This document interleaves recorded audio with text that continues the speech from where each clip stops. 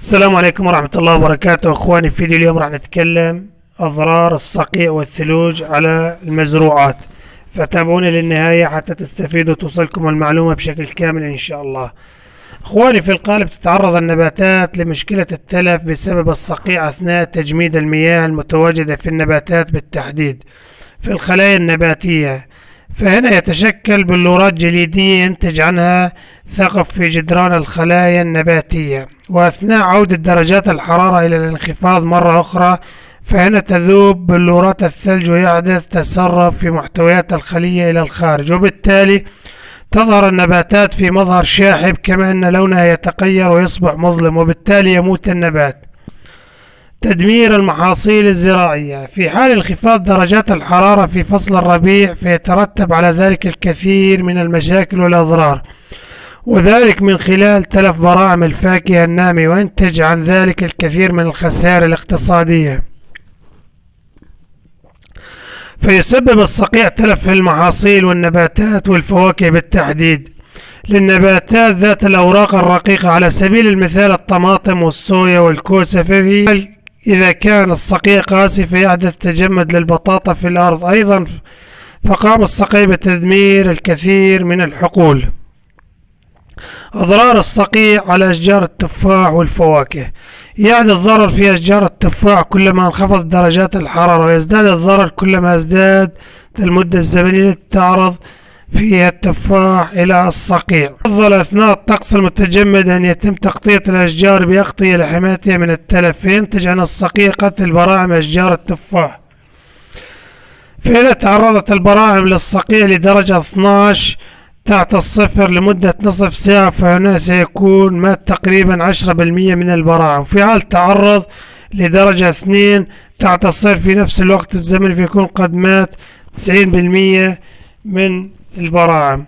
وفي حال تعرض البراعم الناضجة الجديدة ذات الحواف الخضراء إلى الصقيع عند 18 درجة لمدة نصف ساعة فهنا سيموت ما يقارب 10% من البراعم. وفي حال التعرض ل10 درجات في نفس الدرجة فهناك سيموت ما يقارب 90% من براعم التفاح.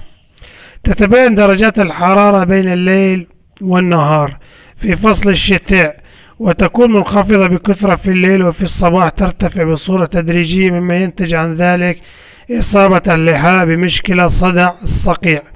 إصابة براعم النبات بالتعفن بالإضافة لعجز الخلايا، بالتحديد نبات العنب.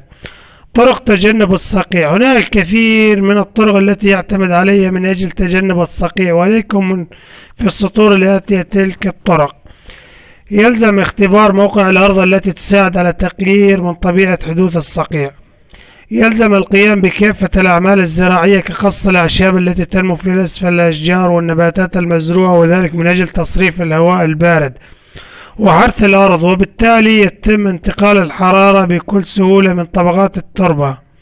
العمل على زراعة أنواع النبات التي تتعرض لأضرار الصقيع بصورة قليلة والتي تنمو كافة أزهارها بصورة متأخرة.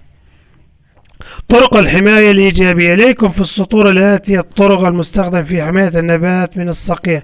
الطرق البيولوجية: فهذه الطرق تعمل على زيادة قدرة الأشجار لمقاومة الصقيع، وذلك من خلال تحسين أحوالها المائية والغذائية والعمل على تأخير نموها، ويحدث ذلك باستخدام محاليل الهرمونية والمركبات الحمضية. الطرق الفيزيائية: تساعد هذه الطرق أيضا على حماية النباتات من الصقيع، وذلك من خلال استخدام المراوح والري بالرذاذ وخلط الهواء والضباب الصناعي والتدفئة والري السطحي. نصائح لحماية التربة من الصقيع: هناك الكثير من الأمور الأخرى التي تعمل على حماية التربة من الصقيع.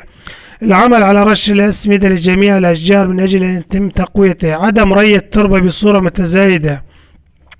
العمل على فرش سطح التربة باستخدام النشارة أو القش. القيام بلف قصون الأشجار باستخدام الخيش. أما بالنسبة للف الأشجار حديثة السن فيتم لفها فيها كاملة، يفضل حرث الأرض بكثرة مع دحلها من أجل زيادة انتقال الحرارة بين الطبقات المتواجدة في التربة. إنتاج كمية كبيرة من الدخان تساعد على تقليل درجات الحرارة المنخفضة. طبعا اخواني هذا الفيديو لهذا اليوم، اتمنى انه عجبكم، واتمنى انه وصلنا لكم معلومة تستفيدوا منها. اذا عجبكم الفيديو لا تنسوا تدعمونا بلايك واشتراك بالقناة، وحياكم الله. كان معاكم اخوكم ابو اياد العيساوي.